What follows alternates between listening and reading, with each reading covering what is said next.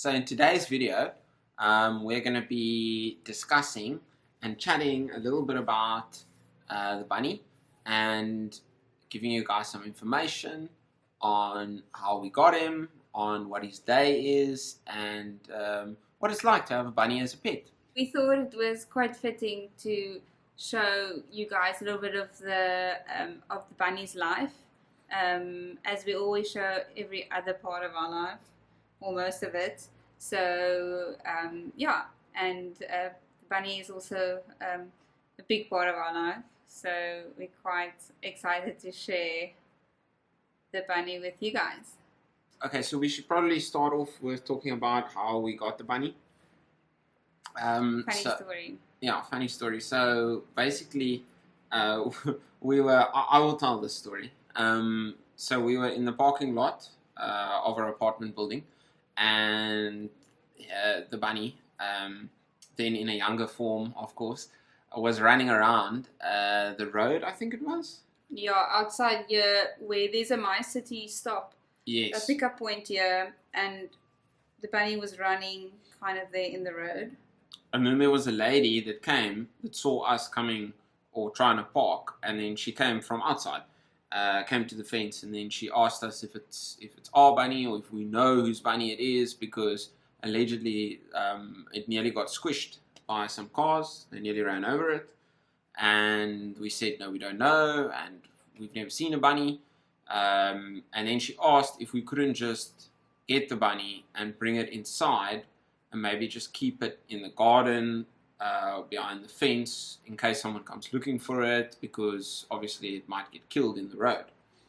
But then we were on our way to go for a run. So then we were like, cool, we'll put the bunny inside in the garden.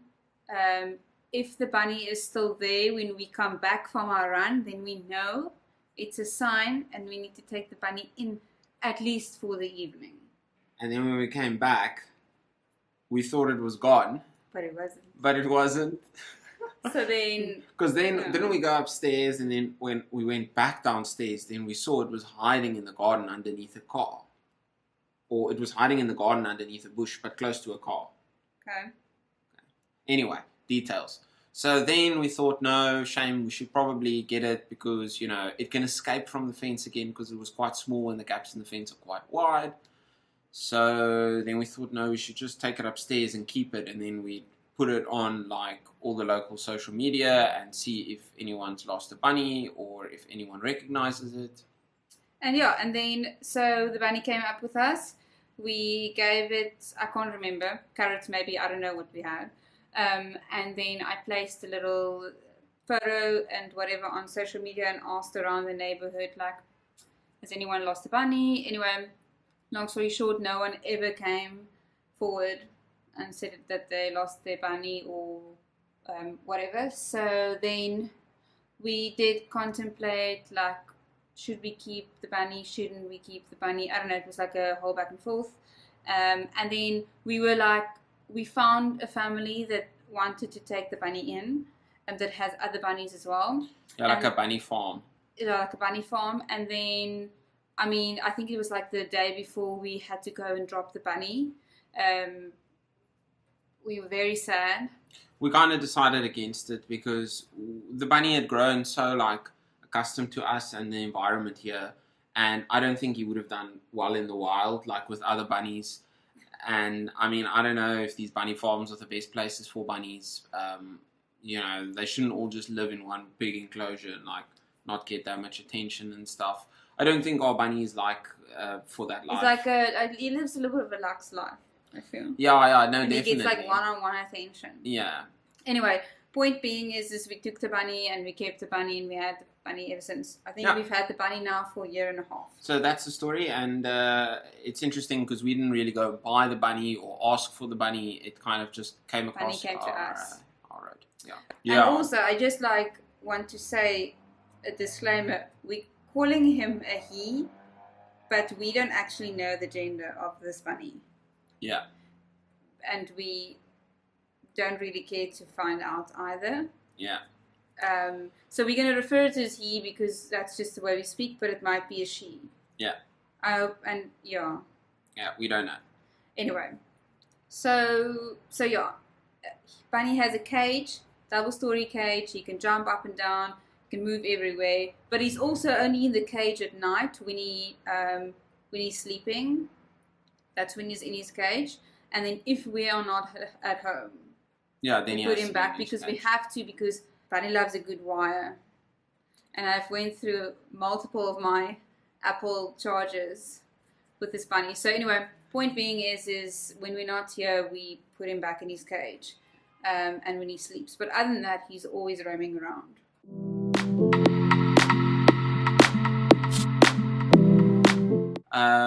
So he has really like grown as part of our little family here, and I don't think we would obviously not like send him to the bunny farm or whatever anymore.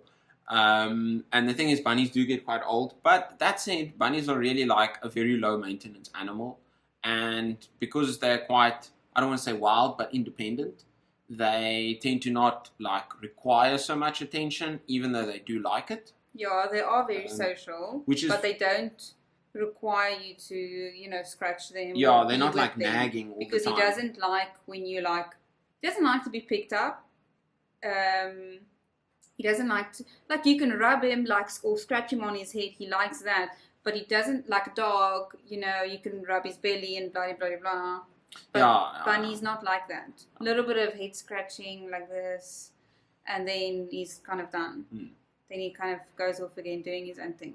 And that I think is what is quite interesting to me, is how he does his own thing, and how the bunny how he lives his own little life, and he seeks out little sunny spots, and he'll eat certain things and scratch certain things and bite stuff and run around and whenever when he wants to, and he's not like very dependent on other humans, which I like. I like to it's kind of like we can observe him, which is quite interesting to me.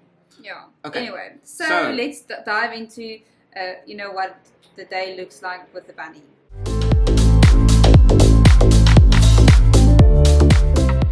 So basically, first things, the bunny must wake up extremely early, because there hasn't been one single day when we've woken up and he has not been awake. Yeah. He's always awake. Now, interesting fact, bunnies don't sleep for very long periods of time. They sleep for small stretches, but like throughout the day. And that we'll talk about more later, because he's sleeping and positions is something quite interesting. So yeah, in the morning we wake up, and then he's awake. Yeah, then he's awake. So then he wants to get out of the cage, obviously. So that's the first thing that we usually do, is get him out of the cage. And he likes to have a little piece of green pepper in the morning when he gets out of the cage. Don't know why, but that's like his little treat in the morning, is the green pepper. So the vet advised us that the green pepper is one of the vegetables, Yeah, the best highest vegetables for... vitamin C, and it's good for their eyesight. Yeah. So anyway, so that's what we give him in the morning. Yes. And he gets like super excited about the green pepper. He really likes the little seeds on the inside of the green pepper. Yeah, the peppery seeds. I think they enjoy foods that have like strong taste to them. Yeah, it's like strong flavors. So basically, he runs around a little bit in the morning after we've given him or he either runs around as soon as we open the cage, or he goes for a run after he has the green pepper. That's what I've noticed. Sometimes he doesn't always run, but he'll run around, and then he'll do by running, laps. like he sprints in laps. Yeah, so he'll like, do laps around the living room, underneath the couch, around again. But it's quite loud on the carpet. Because it's fast. It's very fast. Anyway, and he goes, and you would think he would like run into the wall, because he has very sharp turns. Yeah, and he goes through small spaces like underneath the couch or around a coffee table leg or something like that, and he'll jump through and he'll run. So normally he does that. He gets a little bit of exercise. Yeah. Then he becomes mischievous.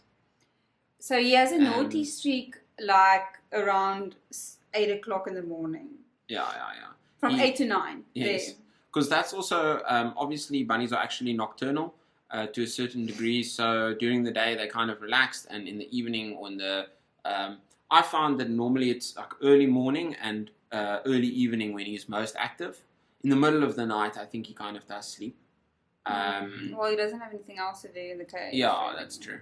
But yes, so that's when they're active, and then normally he'll do naughty things like he'll try and eat plants that we have here, or sometimes he chews on boxes that lie around, which we leave them for him so that he doesn't chew on like the carpet or wires. But he does or chew on any wire that he can. But we've bunny-proofed Bunny-proofed, yeah. 90% of everything. Mm. So He'll jump on the couch sometimes. Sometimes he sits on the couch. He'll eat or he'll lick things. He likes to lick people, and he likes to lick like the blanket and stuff. I don't know what he's licking, because like often we have this white throw, and it's like a faux fur one, and it looks literally like the bunny, and he likes to lick it. So we need to keep washing the blanket because he keeps on licking it. But it's not like there's anything salty or something that he's literally just, unless he likes the taste of like soap. I don't know, but anyway. So he does that, which I try to get him to not do it, but no, is that really that bad? Yeah, no, I don't think it's that bad for him. It's probably not good for the blanket. Mm. But yeah, so then normally here about 9 o'clock, we give him the first round of pellets. And that for him is like gold. Yeah.